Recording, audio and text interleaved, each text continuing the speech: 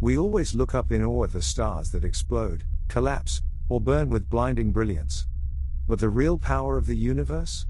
It lies with the quiet ones. The small ones. The ones that barely shine. And never die. These are the stars that hold the galaxy together, and you've probably never heard their names. Let's begin with the first group. Let's take a look at red dwarfs, the immortals of the universe. They're tiny, dim, and cold. Yet they're the most common stars in existence. Some could live for 10 trillion years, longer than the universe has existed, by a factor of hundreds. Red dwarfs are fully convective. That means hydrogen from the outer layers circulates into the core, letting them burn nearly 100% of their fuel. In short, these stars are efficient beyond anything else in the sky. But don't mistake stillness for peace. These quiet stars can erupt in violent solar flares, potentially stripping the atmospheres off any orbiting planets. Inside, red dwarfs slowly fuse hydrogen into helium, but they don't have the heat or mass to forge heavier elements. No carbon. No oxygen. Just helium. Still, their stability and sheer lifespan make them promising candidates in the search for alien life. Because if life starts there, it's got time. Now, let's talk about yellow dwarfs, our place in the cosmos. Our Sun is a yellow dwarf. A G-type star. It burns hotter and brighter than a red dwarf, but it's still considered small to medium-sized.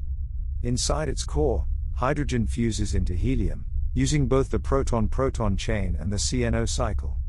Around that core is a radiative zone, where energy leaks outward, and beyond that, a convective zone, where plasma churns like boiling soup. As it ages, the Sun's core will shrink and heat up, creating carbon and oxygen before its death. These are life's building blocks, and they're made in stars like ours.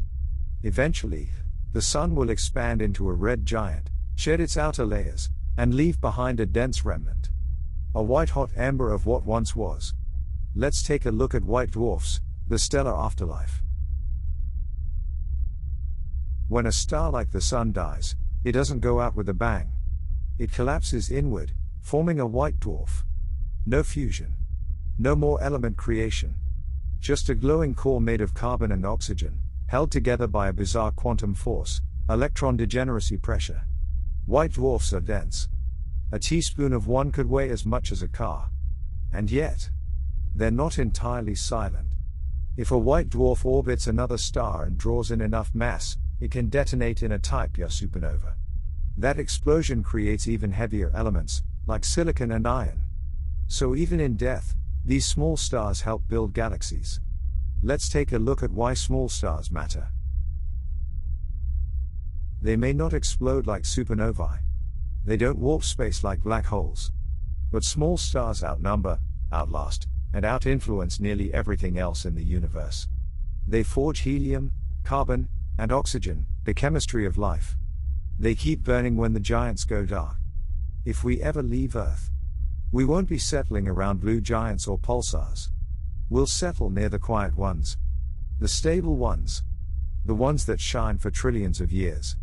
Because in the end, it's the small stars that change everything.